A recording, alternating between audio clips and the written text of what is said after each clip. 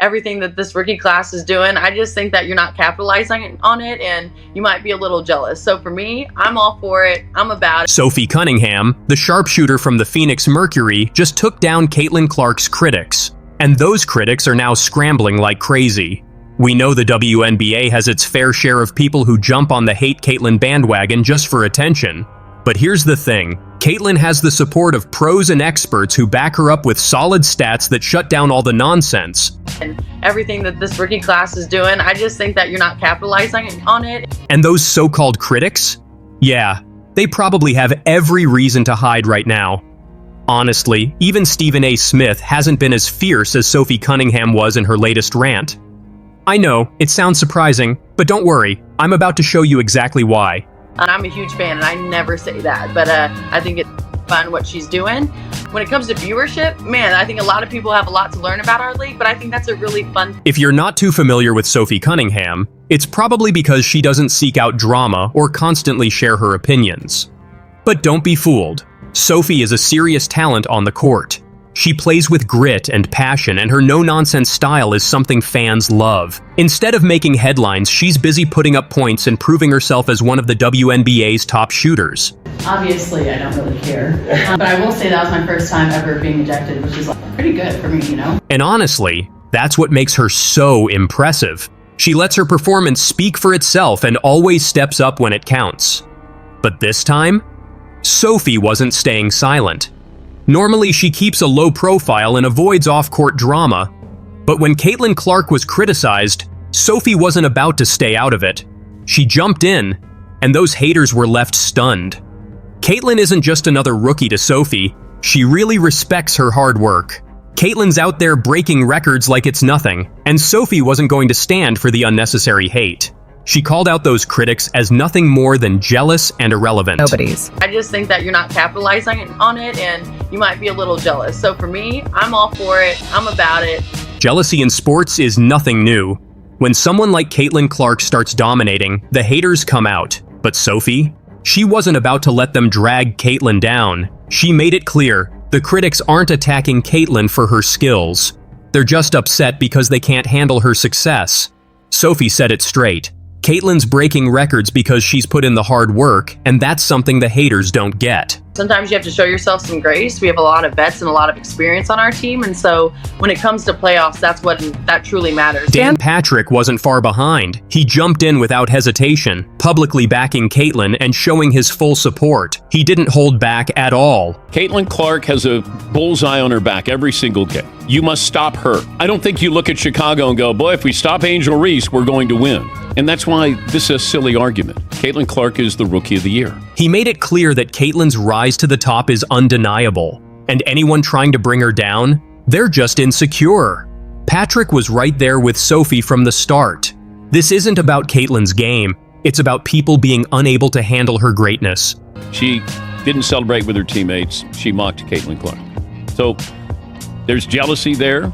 I certainly see that with her. I don't know about the league. And then, of course, Stephen A. Smith had to get involved. You know Stephen A. never holds back. He praised Caitlyn's incredible work ethic, her ability to ignore the haters, and basically told everyone to step aside because Caitlyn is the real deal. And when Angel Reese comes out and says, she ain't the only one everybody's watching, they're watching me too, they're watching others, a day later she gets ejected. When Stephen A. Smith backs you, it's clear you've made it big. His support gave even more power to Sophie's point.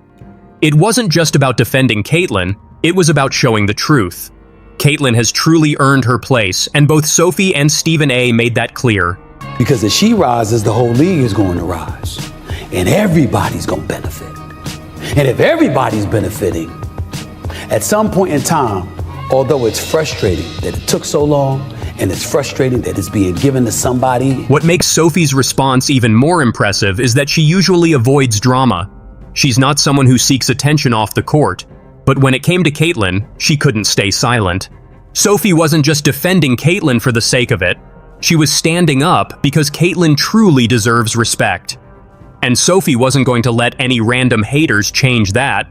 She dominated the board, 16 rebounds, 25 points. She was sensational in the fourth quarter, 10 points, 5 rebounds. They dominated in the paint. Let's be honest. Who wouldn't be jealous of Caitlyn? Can anyone match her rookie stats? Absolutely not. While others are stuck doing less impressive work, Caitlyn's skills are on another level. Her talent was clear from the start, but no one predicted she'd dominate the WNBA this quickly. Her stats are off the charts. She's breaking records effortlessly and making others look slow. Forget old stats. Let's focus on September 14th, 2024. On that day, Caitlyn set a new record for single-season assists with 321, beating Alyssa Thomas's old record of 316. That's just one of her many feats. Caitlyn isn't just playing, she's making history. In that same game against the Las Vegas Aces, she scored 18 points, made 9 assists, and grabbed 8 rebounds, leading her team to another win. Every time Caitlyn plays, she's redefining greatness. And getting a standing ovation. Look, got a couple Iowa shirts there in the crowd, that familiar number 22. With all this success, Caitlyn is naturally getting a lot of criticism. And you know where it's coming from. The players who can't stand that Caitlyn is now in the spotlight they wanted. Angel Reese is a prime example. She's been outspoken recently, but it's obvious her comments are filled with jealousy. Caitlyn's rise. I'm a dog. You can't teach that. I'm gonna go out and do whatever it takes to win, and every single night. My teammates rely on my energy. So being able to continue the energy, even if we're down, even if we're up, that's what I do. They're struggling to handle Caitlyn's success. It's clear that the criticism is just a cover for jealousy. They're trying to find faults in her game, but really, they just can't handle how fast she's become the center of attention. It's not just Caitlyn's amazing performance on the court that's bothering them. What really gets to them is how she remains so humble despite her success. You'd think someone breaking records left and right would be a bit full of themselves, but not Caitlyn. She keeps her cool and stays modest, which seems to only fuel their frustration. With big names like Stephen A. Smith and Dan Patrick backing her up, it makes her critics even more upset. Her humility just adds to their bitterness, and Caitlyn shines by not getting caught up in the drama. When the media tries to stir things up, especially with the Angel Reese situation, Caitlyn just ignores it. I'm pretty sure the only people that view this as a rivalry is all of you. Like, for us, like, it's just a game of basketball. Like, that's what it is, and if it's going to help move the game forward, absolutely. Like, that's amazing. Caitlyn herself has said that all the hate is just in people's heads. Nobody really hates her, and honestly, that's one of the things I love about her. She ignores all the negativity, stays focused on her game, and lets her critics stew in their own drama. Seriously, keep doing your thing, Caitlyn, and let them come up with whatever they want. Even if you're a bit on Angel Reese's side, you have to admit Caitlin Clark has completely transformed the Indiana Fever since the Olympic break. Before Caitlyn arrived, the Fever were just another underdog team struggling to keep up with giants like the Las Vegas Aces and the New York Liberty. But as soon as Caitlyn stepped in, everything changed. Her leadership and those amazing record-breaking performances have completely turned the team around. She's playing really well. She's shooting the hell out of the ball. And she's making sure she's finding those open players. She had some amazing assists tonight. Triple-double, second one for a rookie. Just really, really proud of her and her continue to keep her teammates involved, and then also just her growth. It's been great. What's crazy is how fast things changed after the Olympic break. Back in July, no one thought the Fever were serious contenders. But now, Caitlyn has made every team nervous when they see Indiana on their schedule. It's not just her scoring either. Caitlyn's also shutting down opponents, making assists, and breaking through defenses like it's nothing. But it's not just about her individual skills. Her leadership has brought out the best in her teammates too. Players who were just role players are now thriving because of her. Caitlyn has made everyone around her better, which is what makes her a true leader. The Fever's success isn't just about Caitlyn. It's about the whole team playing better because Caitlyn has raised the bar for everyone. That's why even Sophie Cunningham, a star from the Phoenix Mercury who's seen it all, has to give Caitlyn credit. When Kennedy Carter hip-checked Caitlyn, was that a basketball play? Absolutely not. Was Kennedy wrong? 100%. It was not as hard as people say, but it was everywhere. When Alyssa Thomas clotheslined Angel and took her out, that was worse than what Kennedy did. Facts. But where was the uproar? Tell me why. One's a villain. Who? The one who says she's a villain. What I'm saying is if Draymond right now gets closed by somebody, there's no uproar. Case of Angel Reese, who's just had to shut it down because of a wrist injury. Caitlin Clark, who's continuing to play. rivalry that goes back to their college days, presumably, where I guess some trash talking entered in. But now it seems on some social media channels to have taken a darker turn, a more menacing turn, where race has been introduced into the conversation, where sexuality is sometimes introduced into the conversation. How do you try and stay ahead of that, try and tamp it down, or act as a league when two of your most visible players are involved, not personally, it would seem, but their fan bases are involved in saying some very uncharitable things about the other? Well, the one thing that's great about the league right now, we do sit at this intersection of culture and sport and fashion and music. Like, the WNBA players are really looked at now as kind of cultural icons. True. And when you have that, you have a lot of attention on you. There's no more apathy. Everybody cares. It is a little that Bird Magic moment, if you recall, from 1979 when those two rookies came in from a big college. WNBA Commissioner Cathy Engelbert is in hot water after comments regarding the rivalry between college stars Caitlyn Clark and Angel Reese. What initially seemed like a routine media moment has quickly morphed into a firestorm, sparking intense conversations among players and fans alike. During a recent segment on CNBC's Power Lunch, Engelbert was asked how the league plans to navigate the less savory aspects of the rivalry, especially given the racially charged dialogue that has cropped up online. While she acknowledged the negativity, Engelbert shifted focus to the marketing potential, likening the rivalry to the legendary Magic Johnson-Larry Bird rivalry from 1979. With these two, but the one thing I know about sports, you need rivalry. That's what makes people watch. They want to watch games of consequence between rivals. They don't want everybody being nice to one another. So the social media is different today than it was in 1979 when it didn't exist. But, you know, I always tell the players, you know, I was told a long time ago, if someone's typing something in and you wouldn't ask their advice, ignore it. So it's a balance, but certainly from a marketing dollars, but corporate partners are stepping up to endorse these players much more so than they were. This statement is spreading across social media. Just look at what's Ken Swift's tweeted. WNBA Commissioner Cathy Engelbert on the toxicity that spawned from the Caitlyn Clark and Angel Reese rivalry. Seems to me the WNBA media who keeps chastising the fans is running counter to what the commissioner wants. Let me know what you think. This is me for now reacted on Twitter. Honestly, the WNBA media knows that too, because they could diminish it, but they fuel the flame every single day. Pink Puma tweeted, "It's been clear from day one the league officials are trying to capitalize off of Clark, and the players and coaches are trying to ruin it." However, Engelbert's comments didn't sit well with many prominent WNBA players, particularly black athletes, who felt she glossed over critical issues. Connecticut Sun guard Dejonae Carrington didn't hold back, expressing her disappointment that Engelbert missed an opportunity to confront racism directly. "It was eye-opening because of what we've experienced this season," Carrington remarked. "Some of it has been pretty sickening, and it should have been called out. The news is spreading like wildfire. Check out what our Female Athlete Network post on Reddit. WNBA players seemingly react to Cathy Engelbert's controversial Caitlyn Clark Angel Reese comments. New York Liberty star Breanna Stewart echoed Carrington's sentiment, labeling the comments disappointing. Three-time WNBA champion Chelsea Gray took it a step further, voicing her frustration at the perceived downplaying of the racial undertones surrounding the rivalry. "There's a responsibility when you're in that position to address things head-on," Gray noted, suggesting Engelbert missed a crucial opportunity to confront these vital issues. "It's not enough to brush it aside." Engelbert's comparison to the Bird-Johnson rivalry has ignited further debate. While that iconic competition helped elevate the NBA, many feel that the comparison diminishes the complexities that female athletes, especially black women, face today, both on and off the court. There's a growing consensus that Engelbert should have taken a firmer stand against the racial attacks that have followed Clark and Reese's rise to stardom.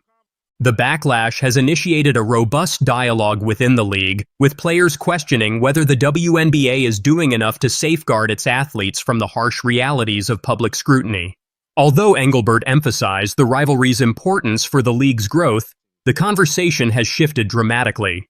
Players are making it abundantly clear that issues of race and respect deserve far more attention than mere marketing benefits. As this dialogue evolves, it remains uncertain whether Engelbert will issue a follow-up statement to clarify her stance. One thing is clear: the voices of WNBA players are resonating louder than ever, and they're demanding a more proactive approach from their leadership. The stakes are high, and the call for accountability is echoing throughout the league. This situation serves as a reminder that while rivalries can drive interest, they also come with the responsibility of addressing broader societal issues. The WNBA is at a pivotal moment, and how Engelbert chooses to navigate this conversation could have lasting implications for the league and its players. The players are ready to hold their commissioner accountable, emphasizing that the fight for equality and respect goes far beyond the court. Because the African-American lesbian players were going overboard in their racism and sexism on Caitlin Clark. Lynn and the WNBA had to send different videos et al. To the league to get this crap to stop, and the league has, for the most part, stopped. This shocking admission reveals the internal struggles that Caitlin Clark has faced, not just from the fans, but even from within the WNBA itself. It's hard to believe, but the racism and sexism directed at her were so rampant that the league had to step in. It seems on some social media channels to have taken a darker turn, a more menacing turn, where race has been introduced into the conversation, where sexuality is sometimes introduced into the conversation. How do you try and stay ahead of that, try and tamp it down, or act as a league when two of your most visible players are involved, not personally, it would seem, but their fan bases are involved in saying some very uncharitable things? This was the turning point when the conversations around Caitlin Clark's performance started moving away from basketball and into darker territory. Race and sexuality became the focus of an escalating controversy. One thing that's great about the league right now, we do sit at this intersection of culture and sport and fashion and music. Like, the WNBA players are really looked at now as cultural icons. True. And when you have that, you have a lot of attention on you. There's no more apathy. Everybody cares. It is a little that Bird Magic moment, if you recall, from 1979 when those two rookies came in from a big college rivalry, one white, one black. And so we have that moment with these two. But while Engelbert tries to frame this as a historic rivalry moment, it's far from that. The issues surrounding Clark and her competitors aren't just about sports. It's a reflection of the larger problems in the league. Well, I mean, might as well. Caitlin Clark, they got their ass beat last night. But, man, Charles Barkley said this a couple days ago, that the WNBA could not have effed this up more. Kathy Engelbert, who is the commissioner, is facing criticism from members of the Players Association for not condemning racism and homophobia, which was, of course, and inevitably tied back to Caitlin Clark. Barkley lays it all out. This was a failure on multiple levels, and now Clark is at the center of it all. The league's inability to handle these tensions has left everyone watching. You answered them in private. Awful Announcing said her response was not only lackluster. Oh, really? It lacked of any substance. Well, so what? She's right.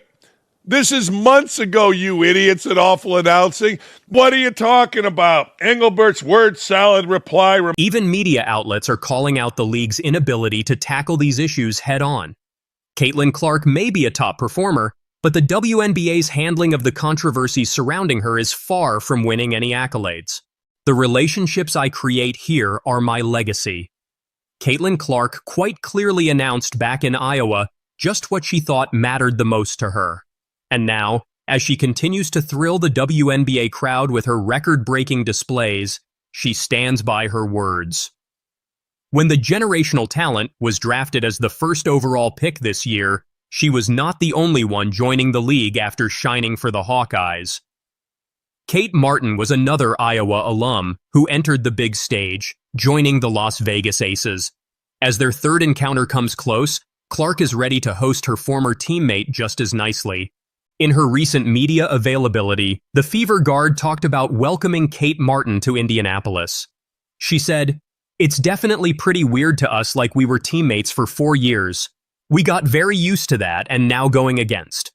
So then you love it, you joke about it, but at the same time, it just takes some getting used to. I know a lot of our coaches will be here on the same night. Looks like a fun thing for all of them to be able to do too, and sharing that memory and that joy with us. But I'm just super proud of her and happy for her. The 22-year-old guard also hinted towards her former Iowa head coach, Lisa Bluter, making an attendance when Fever will lock horns with the Aces on Wednesday. Both of the WNBA rookies played 4 years together with Bluter at the helm and led the Hawkeyes to back-to-back NCAA finals. When the duo bid adieu to their alma mater, the 63-year-old also decided to step down from the coaching role. While Caitlin Clark has definitely been the talk of the town with her exceptional rookie season, her best friend Martin is yet to have a firm grip with Aces. Nevertheless, she has always found her college best friend acknowledging her and their friendship. The friendship between the opponent rookies, back in May, the former college teammates faced for the very first time in W. While the excitement among enthusiasts was obvious, Clark only made the matchup even more interesting when she opened up on her bond with the Aces rookie.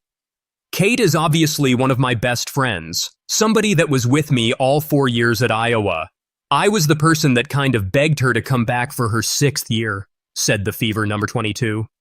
After taking a redshirt year and benefiting from the NCAA's COVID-19 eligibility extension, Martin announced in February 2023 that she would be returning for a 6th and final season with the Hawkeyes. She, along with Clark, led the team to the finals, but could not sweep the championship after falling to the South Carolina Gamecocks. Caitlyn isn't much of a defender either. 2/3 of the way through the year, it was clear she was on an all-time record turnover pace. And for 2/3 of the year, Caitlyn's three-point shooting ranked near the bottom of the league in percentage. I still get frustrated because she won't shoot enough in fourth quarters because she defers to her vets. Angel Reese is actually a poor defender. Angel's team has now fallen to 11-22, so she isn't having nearly the impact that Caitlyn is having on her team. Angel Reese is better than Caitlin Clark, is saying Rodman was better than Michael Jordan. The truth is, Angel's a poor shooter of the basketball. I don't know any other way to say it. She's just a poor shooter.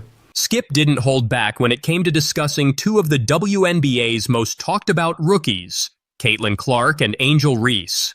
Let's see how Skip absolutely destroyed these young stars. Caitlyn isn't much of a defender either. Though she can and she will steal the basketball. She's 15th in the WNBA in steals. First up, let's talk about Caitlin Clark. Now, we all know she's been making waves in the league, but Skip's not buying all the hype. He starts off by dropping this bomb. Caitlyn isn't much of a defender either. Ouch. That's gotta hurt for all the Clark fans out there. But wait, there's more. 2/3 of the way through the year, it was clear she was on an all-time record turnover pace, the likes of which I have never witnessed. It's almost like she was trying to turn the basketball over. Skip doesn't stop there. He goes on to absolutely roast Clark's ball handling skills. According to Skip, 2/3 of the way through the year, it was clear she was on an all-time record turnover pace. An all-time record? That's not the kind of history you want to be making in your rookie year, Caitlyn. Caitlyn's three-point shooting ranked near the bottom of the league in percentage. Yet, you're right. The truth is... But hold on to your seats, folks, because Skip's just warming up. He then takes aim at Clark's shooting, saying, for 2/3 of the year, Caitlyn's three-point shooting ranked near the bottom of the league in percentage. Near the bottom of the league? That's not what you expect from someone who's supposed to be a sharpshooter. I still get frustrated because she won't shoot enough in fourth quarters because she defers to her vets. She's got horrendous pressure on her. And just when you think Skip's done with Clark, he delivers this final blow. I still get frustrated because she won't shoot enough in fourth quarters because she defers to her vets. Looks like Skip thinks Clark needs to step up and take charge in crunch time. No mercy from Bayless today. Now let's turn our attention to Angel Reese. If you thought Skip was harsh on Clark, wait till you hear what he had to say about Reese. Angel Reese is actually a poor defender, Brittany. Right out of the gate, Skip drops this bombshell. Angel Reese is actually a poor defender. Wow. For someone who's known for her physical presence on the court, that's a pretty damning assessment from Skip. Angel's team has now fallen to 11-22, so she isn't having nearly the impact that Caitlyn is having on her team. But Skip's just getting started. He goes on to question Reese's impact on her team, stating, Angel's team has now fallen to 11-22, so she isn't having nearly the impact that Caitlyn is having on her team. Ouch. Skip's basically saying Reese isn't living up to the hype and isn't making her team better. That's gotta sting. Angel Reese is better than Caitlin Clark, is saying Rodman was better than Michael Jordan, or Ben Wallace was better than Kobe. And if you thought that was harsh, wait till you hear this. Skip actually compares the idea of Reese being better than Clark to saying Rodman was better than Michael Jordan. Talk about a brutal analogy. Skip's basically saying anyone who thinks Reese is better than Clark is out of their mind. Angel's a poor shooter of the basketball. I don't know any other way to say it. She's just a poor shooter. She's now 38% from the floor, not from three. She's 2 of 12 from three. That's 17%. But the knockout punch comes when Skip talks about Reese's shooting. He doesn't mince words here, folks. Skip straight up says, the truth is and was a poor shooter of the basketball. I don't know any other way to say it. She's just a poor shooter. No sugarcoating there. Skip's calling it like he sees it, and he sees Reese as a liability on offense.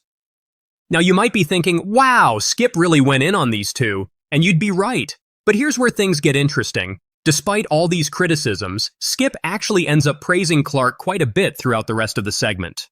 He calls her a once-a-generation passer, and even suggests she could be pushing for MVP. So what's the deal?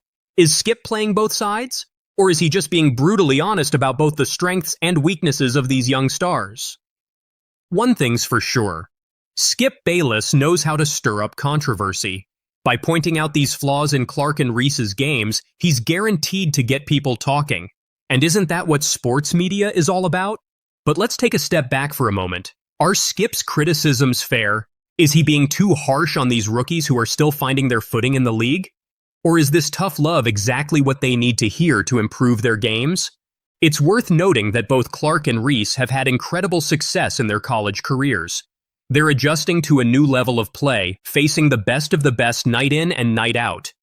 Growing pains are to be expected, but in the high-stakes world of professional sports, you're only as good as your last game. Skip's comments raise some interesting questions about expectations in the WNBA. Are we putting too much pressure on these young stars to be perfect right out of the gate?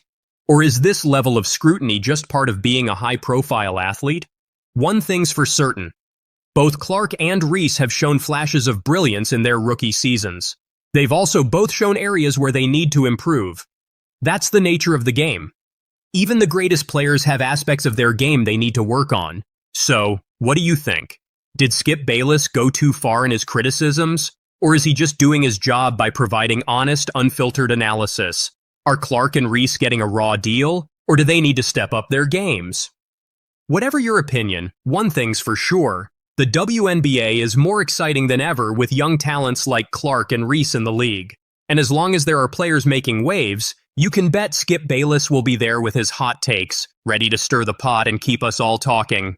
Caitlyn Clark's second triple-double also makes her the third player in WNBA history to finish a game with 20-plus points, 10-plus rebounds, 10-plus assists, 3-plus STL. This tweet alone shows how Caitlyn Clark continues to make history. In tonight's game, she once again showcased why she's one of the most dynamic rookies the league has ever seen. If an argument for Caitlyn Clark as the MVP had to be made, there are undeniable factors supporting it. Indiana Fever has gone from winning a dozen games last season to 18-16, improved to a 500 and are real playoff contenders. Meanwhile, Clark's picking up 3-point and assist records as a great passer and helping her team. So when the star rookie recorded her second career triple-double tonight, she aided Aaliyah Boston in making history herself. Not to be underscored, Boston had an impressive outing that puts her in league with WNBA titans like Lisa Leslie and Brittany Griner. Indiana Fever toppled the Los Angeles Sparks 93-86, with Aaliyah Boston recording a monster double-double with 24 points, 14 rebounds, and 4 assists, going 62.5% from the field. She's now only the third player in WNBA history to have multiple games in one regular season with 20-plus points, 14-plus rebounds, 4-plus assists, and 60% field goal percentage. The only others who have accomplished this are Lisa Leslie and the one who Boston recently clashed with, Brittany Griner. Caitlin Clark notched the second triple-double of her career, 24 points, 10 assists, 10 rebounds in this game. She's the only rookie to do it twice in the league. She also made 4 threes and had 3 steals. She got her first triple-double in July over New York Liberty. Her selfless passing style stood out in this game over the Sparks that a few ex-users compared her to Magic Johnson, the Lakers legend and Sparks co-owner, and it definitely enabled Aaliyah to record her own individual accolade.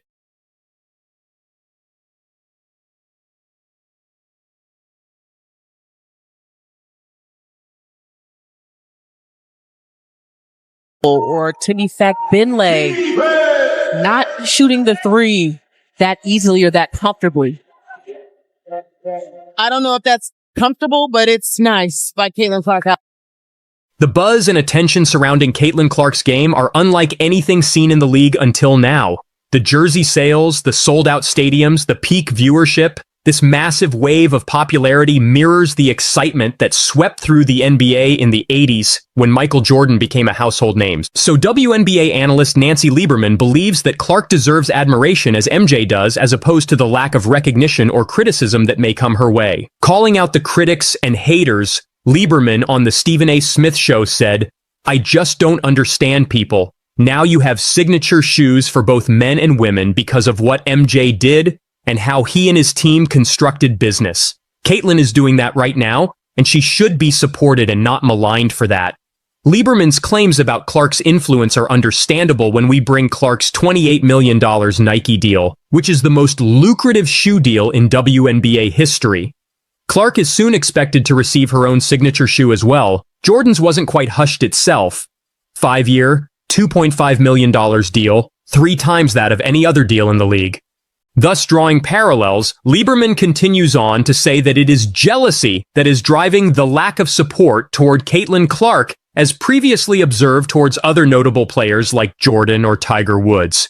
It's not a Caitlin thing, it's a people thing. I mean, people were so jealous of Michael Jordan back in 1984. UNC Chicago Stadium was half empty prior to him arriving. The stadiums were filling up then. TV wanted him and the Bulls on every game, she says. Expanding on her point, Lieberman further exampled Woods as the catalyst to change in golf in terms of purse and TV ratings. All of a sudden, he gets to a certain point in his career and people are jealous and envious, you know, Lieberman notes. But Clark's impact? Within just 20 minutes, fans snapped up Clark's WNBA All-Star jersey in both colors, selling out completely. The Indiana Fever leads the league in attendance, recording a 265% jump from last season with a turn-up number of 503,921 across 31 games. Lieberman's opinions were a continuation of her praise for the rookie from her most recent game. Nancy Lieberman expresses her gratitude for Caitlin Clark. Instead of just urging the fans, Lieberman took the lead herself. During the broadcast of the Fever vs. Dallas Wings game, the analyst had high praise for the rookie. Fully aware that her bold statement might draw criticism, Lieberman chose to speak her mind. She thanked Clark for drawing attention to the game. The WNBA 2024 season began with the highest attendance ever seen in 27 years. The continuous rise in viewership backs the claim, with the games averaging 1.32 million viewers in the first month, nearly triple last year's average. Fans voting for the All-Star has been the highest this year. What Caitlin Clark has done for the game is generational. As a baller to a baller, I just want to say thank you to you, Caitlin Clark, for just lifting our game up, Lieberman said. And she isn't the first one to think so. She added, "You and so many great players, but what you're doing, you're going to make all these women multi-millionaires one day like Tiger did, like Michael Jordan did. And we shouldn't hate on her. We should celebrate her, not tolerate her." The growing crowds in the stadium are live proof of Clark's impact. The Fever rookie has undeniably transformed women's basketball, and she indeed does it in a way reminiscent of what MJ once did for the NBA.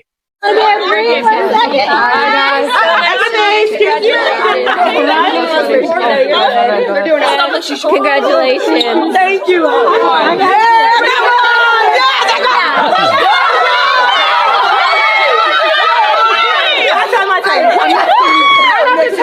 I'm not the you. I'm not the you.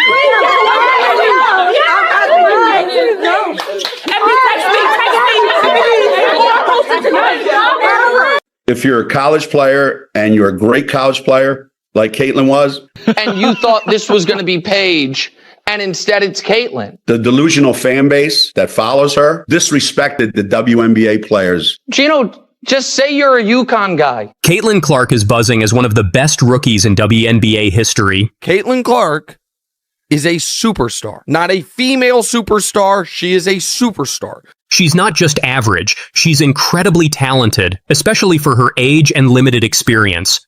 You already have a pretty high level of basketball, and then you add in a superstar in Caitlin Clark to the league, could be pretty dope. One person saw her potential, Gino Auriemma. Yeah, but she needs to be on a better. She needs to be on a better team, and she needs to be more experienced, and that will come. It can be upsetting when well-known people in basketball, especially fans of women's basketball, have misguided opinions. But for these ridiculous fans who had her slotted as the next Diana, now they're out of their mind. And for these people that are waiting outside the bus for the Chicago Sky team, what the hell's wrong? What do we become, a third world soccer country? So does Cheryl Swoops. Every time Caitlyn gets fouled, we can't make it seem like she was assaulted. Although I won't mention any names, it's clear that others have also missed the point. That I made those comments because I'm a racist. Like, first of all, black people can't be racist. Let me share a quote from Gino Auriemma, a top expert on women's basketball. A few months ago, he was on Dan Patrick's show while the Fever were having a tough time. The timing was ironic because Caitlin Clark had just scored 30 points against the Washington Mystics that same night. They have two different types of games. Here's what Gino said. This kid's on the wrong team. She doesn't have the skills to handle the physicality in the league. This was said right after Caitlin Clark had just scored 30 points, and to emphasize, she had just reached her second 30-point game. Since then, Caitlin Clark has added another 30-point game to her achievements.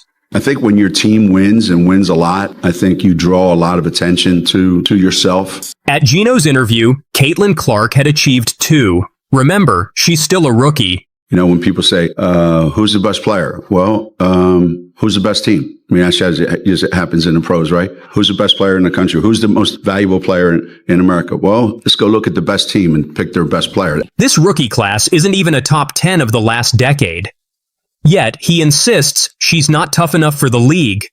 And had we kept winning, you know, I don't know that Paige would be any bigger or less talked about. And I don't know that she would have the kind of impact that Caitlyn's had because they have different personalities, different games. They approach the game differently and it works for both of them. I don't know, but it would have been nice to find out. He said she's not fast enough to avoid the physical play.